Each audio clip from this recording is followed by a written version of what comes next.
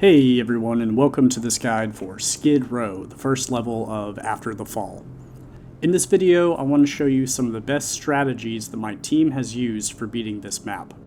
It's very important for my team to beat maps legitimately, so I'm not going to be using any glitches or exploits in this guide. I hope this video will show you that you don't need them to win. I'm also not going to address whether to use sliding versus teleport movement or quick reload versus advanced reload. There are amazing players who use any of these settings, so use whatever works best for you. So first, let's talk about loadout. For any game, it's important to bring whatever weapons you are most comfortable with. There is no best loadout because different gun and device combinations work for different people. Horror mode special enemies have lots and lots of health, so guns with the insta-kill chipset will be very helpful. I recommend having at least 2 people with an insta-kill equipped weapon for when the specials appear. The auto shotgun has a very strong insta-kill modifier that makes quick work of specials, but it's entirely possible to win horror games without insta-kill. Just be sure to direct enough firepower toward the specials before they can threaten your team. Skid Row has a good balance of indoor and outdoor areas, so every wrist device has a time to shine. I do recommend having at least 2 players using saw blades for the indoor areas though. As far as using devices and items that you purchase or find along the way, I prefer to hang on to them as long as possible in order to be well equipped for the harder parts of the map, especially the finale. You can always bring extra items with you and build up a nice hoard for when you need them the most. If you come across a skimmer, it is not necessary to use a warhead to kill it on any difficulty, and doing so may cost you the run if you're short on warheads. Instead, you can try exploding a pipe bomb near it and then finish it off with gunfire or asking your insta-kill players to take it out. One thing to be mindful of throughout Skid Row and every other map really is that enemy spawns have a high element of randomness, so you won't get every spawn on every playthrough. That said, it's important to be prepared for any of them so that you can be cautious or react quickly as needed. If you're using voice chat, communicating with the rest of your team will really help with this. Be sure to let everyone know if enemies are spawning from behind, if you're about to use a bomb, if you're totally out of ammo, if you need help, or if you die. It's easy to be focused on fighting and miss things happening around you, so these callouts will go a long way toward keeping the rest of the team alive. With all that out of the way, let's load in and get to work. We start out Skid Row in the safe room at the bottom of the stairs. Go ahead and purchase one of every item and exit the room. Head up the stairs and take out the group of standers, the enemies that are just hanging out when you get up there. If you get overwhelmed, the stairs make an excellent pinch point and you have a good bit of room to back up if they advance on you too far. Once the standers are dead, advance toward the arcade and trigger the main enemy wave. There are currently 4 places that enemies can spawn from, so keep your head on a swivel anytime you hear a new wave announce itself. There are 2 exploding spores that you can utilize in the area to quickly dispatch all of the nearby enemies that pass by. There's one on the right side of the ice and one attached to the front of the arcade building. It's important to save the spores to affect as many enemies as possible. If you shoot one too early or too late, you may end up wasting it and leaving the bulk of the group alive. If you do get overwhelmed, head back to the stairs again and use that as a choke point. You won't always get an outside wave, but it's typically going to happen. Next, we'll be clearing out the arcade. There's usually a sprawl that covers the entrance, so you can kill the standers from safety, or open it up and use the pod on the building to thin out the herd. Shooting into a room with standers will usually trigger them, so you can get them to come out to you. Afterwards, it's safest to send one person into the arcade to trigger the inside wave, if there is one, and then pull them through the door. Don't forget that you have the spore on the building. Then head inside and collect whatever items are present. There is a side room on the first floor with some arcade machines where you'll occasionally get a frozen runner with items, but there is very often a spawn trigger, including specials when you enter. You can skip this room if you like, but make sure everyone is on the same page so you don't get ambushed if someone walks into it. Head up the stairs and trigger the next group of standers. It's easiest to back up and bring them down the stairs, and even out of the building to use the pod if you need to. I recommend that you avoid fighting enemies at the top of the stairs because it's easy to get surrounded and die. The game developers put in lots of obstacles that can make shooting while backing up a challenge, So try to learn the layout of the area and be mindful of where you're moving to. There's usually a spawn trigger in the main area upstairs, so once again it's safest to send one person up to trigger it and then bring them back. The enemies can also spawn in the bathroom to the right of the stairs, so feel free to grab any of the items from a frozen runner there and then shut that door. Back up as far as you need, and again, try not to get cornered. You can lead them back through the building entrance and even use the spore again. Alternatively, you can have someone go into the bathroom and shut the door while the rest of the team stands downstairs and shoots up. Almost all the enemies will stay at the door trying to get the person inside instead of attacking the rest of the team. If the bathroom does have a spawn trigger, the sacrificial player will probably die if they can't kill them or run away in time. If the upstairs wave is missing, it is more than likely going to spawn in the room behind the doors. You can send someone in to trigger it, shut the doors, and kill everything through the holes in the wall, or you can just skip that room entirely. Fill up on ammo, and then it's time to take the zip line and head back into danger. Bring everything you can with you because it just might save your life. There are a few ways to handle a catwalk on the other side of the zip line. We typically have all 4 players come down and hold out together, but it's also possible for one player to go down and trigger the wave while the rest stay at the top of the zip line and fight in safety. You could also leave one person behind to act as an anchor in case the other 3 die. Anything that spawns after the zipline won't be able to get to the other side of it, so the anchor player can kill the horde safely if everyone else does die. If you're shooting from the zipline down to the opposite building, make sure you stand on the left side of the zipline so the enemies aren't hiding behind a wall. For those who take the zipline down to the catwalk, the best place to hold is in the corner immediately to the right when you come down the zipline. It's the only place where enemies can't spawn directly next to you, or behind you. If you brought any items down, toss them onto the barrel so you don't lose them in the snow. Kill the standers first, and then walk forward to spawn the wave. There is a major bug in Skid Row where sometimes a gunner firing his LMG will cause everyone's weapons to glitch and the level will have to be restarted. If a gunner does show up, it is vital to kill it as fast as possible or the run may be over. It's okay to use a warhead here, but keep in mind the gunner won't always die from that alone, so you'll need another bomb or some bullets. Anyone using insta-kill will be very helpful in this area due to the high concentration of specials, including the gunners. This wave doesn't always spawn, but the one in the side room usually does.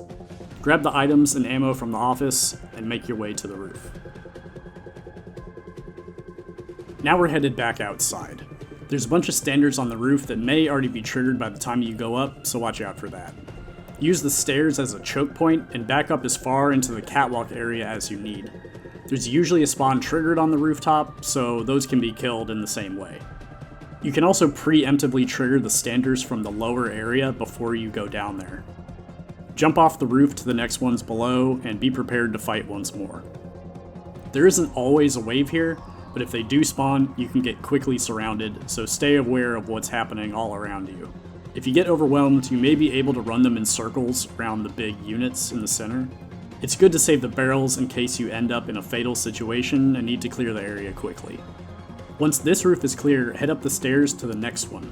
Clear the standards by bringing them down the stairs and as far back as you need to. There's almost always a spawn trigger on this roof, so handle it the same way as the standards. Be careful where you hold, because enemies can jump over the roof to your left, or even behind you if you're too far back. And with that, we've made it to the first safe room.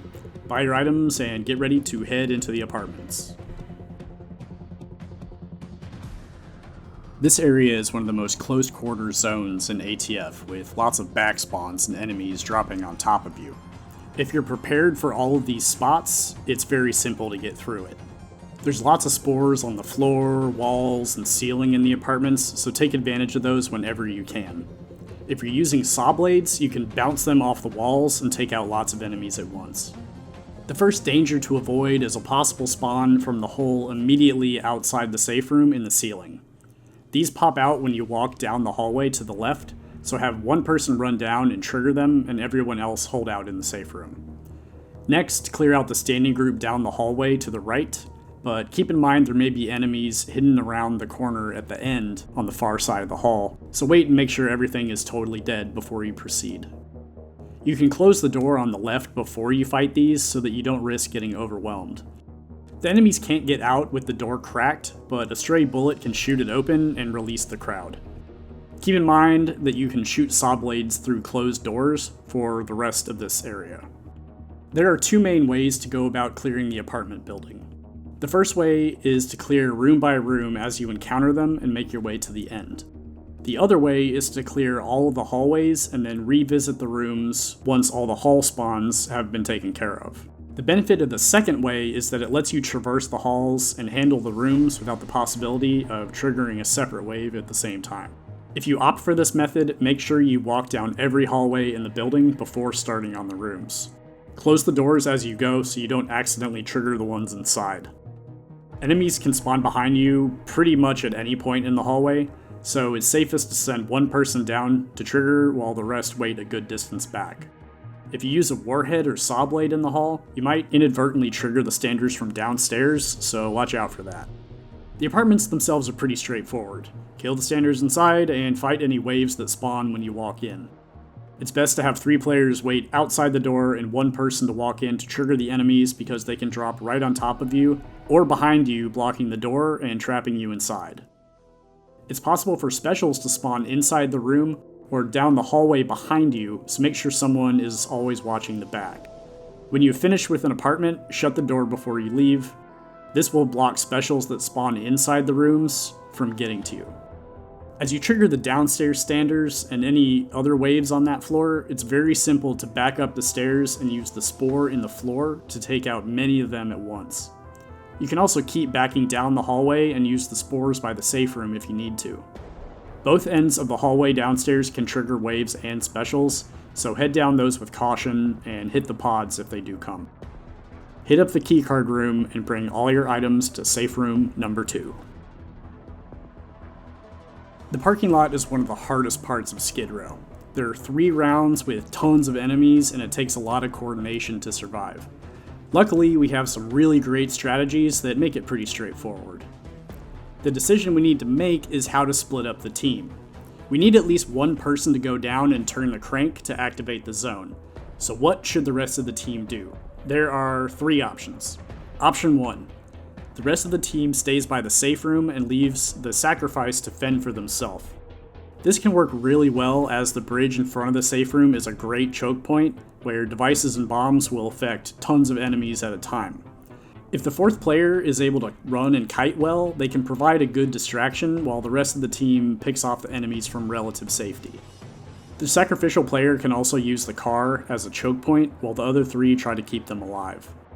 If the 4th dies quickly, then you have to make do with 3 people fighting every single thing that spawns, running straight for you. Option 2. The whole team goes down into the parking lot. This is our preferred strategy because it allows all of us to focus firepower together, but it's probably also the most dangerous. There are a few places you can hold out, but by far the best that we found is behind the car under the canopy. There's room for the players to spread out a bit, and all the enemies have to come through a small opening to get to you. 2 or 3 players can focus fire on the opening, while the rest focus on the area outside the car to reduce the number of enemies that the others have to deal with. Pipe bombs are fantastic here for the people watching the outside, as are blades and punches for the people watching the inside.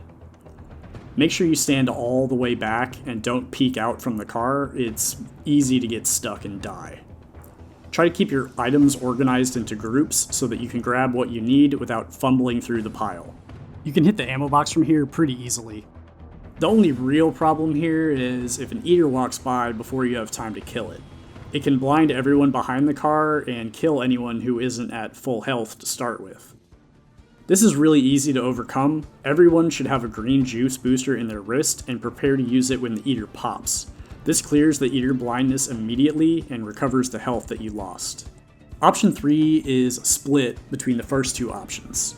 2 players stay up by the safe room and 2 others hold out at the car or wherever they prefer. This tends to split the pack really well and reduces the fallout from an unlucky eater spawn like I mentioned before. If one group of players isn't getting much traffic, then the others can focus on defending them in order to make the spot easier to hold. You could also have 3 players go down and have 1 stay up by the safe room if they can hold their own. I see a lot of people just throw all the items from the safe room out onto the ice and then struggle to find them all later. One tip is to pile all the items off to the side of the ramp so you know exactly where to find them when you jump down. The rest of this map is pretty difficult, so you want to keep everything that you can. There are 3 rounds of enemies that spawn during this fight, from when the crank is turned, and then each time the sprawl is shot before the crate lands. The first 2 waves are a lot harder than the third one, which is usually a lot lighter. Don't forget to take out the gunners immediately, because they can trigger that bug that will stop your game in its tracks. I will mention that there are a few places I've seen people stand out of bounds here so that they can't get hit or die. I hope that you can use the strategies I described to beat this area legitimately instead of cheating, but it can be tough to find a team that's willing to do that. Once everything is dead, shoot the final sprawl, grab your items, and head up the slope. If you have too much stuff to bring in one trip, try and carefully toss everything over the same place so that nothing gets lost. It's easiest to kill the standers here from up above. Try not to get hit so you don't waste any precious juice boosters. Drop to the ground and get ready for one last fight. The skid finale is a very polarizing area. Some people think it's the hardest spot in the game, but others find it to be among the easiest of the end zones. There are a lot of ways to handle it, but your team needs to be on the same page or people are going to needlessly die. There are 2 main strategies that I want to talk about. The first method for beating this has been by far the most popular since the game was released. 3 players stand by the dumpster in the far part of the area, while 1 player runs circles in the central area. This keeps the majority of the enemies focused on the runner, so the other players can pick things off from a distance, plus whatever drops down near them. This can work really well, but you have to be aware of what can go wrong, so you have a plan B. If the runner dies, what will the rest of the team do? Hold the dumpster, or try to revive the runner, or send a new runner? Enemies can spawn from the deck on the right of the dumpster and take the group by surprise, so make sure someone is watching that spot and take advantage of the exploding barrel up there. They can also spawn next to the dumpster and from the cliff on the left. If a special drops down, they can quickly wipe out the dumpster team, so have a warhead or insta-kill ready to go. The purple box is just out of reach from the dumpster, so you'll need to walk up a good 20 feet or so in order to refill on ammo. Keep in mind that something might drop down from behind you or to the left, so try to cover someone who needs to hit the box. If you're the runner in this scenario, you need to be able to navigate through crowds without getting hit, especially since lots of enemies might make a break for the dumpster squad. This is perfectly doable using either slide or teleport movement. I'll make a separate video covering this technique in depth, but essentially, you want to stash as many items as you can for yourself in order to stay alive. Blades and punches work great for clearing the path ahead of you, and the exploding barrels will help reduce the number of enemies that you have in pursuit. Keep in mind that whenever you kill a certain amount of them, a new wave will spawn in. The team should be willing to give the runner at least a few warheads and juices to help them survive. If everyone else is dead all the way back by the dumpster itself, it's usually not worth the risk to go and revive them since you're being followed. The second method is arguably riskier, but it concentrates the team's firepower and makes the most effective use of devices and bombs. The corner to the left of the safe room doesn't have any spawns immediately behind it, so it's possible to stand there and kill whatever comes at you from the front. This can be very difficult if you don't establish who will be watching what direction. The left side will have tons of enemies dropping down, but there's an exploding barrel and 1 or 2 saw blades will kill the group pretty quickly. You can also throw warheads at the wall to kill everything that's dropping down or has already landed. You have plenty of time to kill anything coming at you from the center since the spawns are all pretty far away. The right side is what typically kills a run for us when we use this method. It's easy to forget about it and the enemies spawn very close from that direction, so having 1 or 2 players dedicated to the right will really improve your odds. The tricky thing about this spot is how you handle specials. Anything that drops down on you needs to be dealt with immediately. Insta-kill and warheads will pretty easily neutralize them. Make sure you each have a green juice to cure eater blindness. The specials spawning in far away are a different story. Brutes, Eaters, and Juggernauts aren't much of a problem because you can kill them pretty long before they reach you. Chargers will sprint from far away and wipe everyone out with their AoE punch, so there isn't much time to kill them. Gunners are the worst problem. They'll stand and shoot you from wherever they drop down, even from very far away, and kill the team very quickly. Insta-killer warheads are pretty essential for this, but keep in mind a single warhead won't always kill a gunner depending on the difficulty. In any case, everyone should be holding a juice and immediately get someone up if they die. Try and organize the items so everyone has access to what they need and you're not going to be scrambling to grab the right item in an emergency. A couple players can even crouch down to stay out of the path of the other's gunfire. Regardless of what strategy you pick, when the Smasher comes, the plan changes. The Smasher will easily kill you if you stand still by the dumpster or in the corner, so use whatever bombs or devices you have left to get out of there and then spread out. It's best to kill all of the weaker enemies before focusing on the Smasher so that they don't sneak up on you while you're concentrating on shooting it. When you're fighting the Smasher itself, it is crucial to keep moving and stay out of its range. If the Smasher does its sprinting attack toward you, you can walk sideways out of its path to avoid it. The Smasher's swinging and foot stomp attacks can be a problem because the range is actually longer than the animation shows, so stand as far back as you can to shoot it. The Smasher gets stunned whenever one of its orange spots gets destroyed, but it can quickly transition into an attack afterwards, so don't get too close even if it's standing still. The orange spots on the Smasher's head and small arm are the hardest to hit, so try and shoot those early so that you're not struggling to hit them later.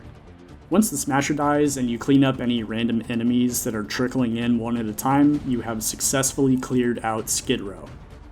Use up the rest of your juice boosters on your teammates to get credit toward your Dalmatian skin and hit the get me the hell out of here button. That brings us to the end of this guide. I hope you're able to take something away from it to help you beat this map on whatever difficulty you may be struggling with. If you have any questions about Skid Row or anything else ATF related, please feel free to reach out. Thank you for watching, and I'll see you in the next installment in this series, Chinatown.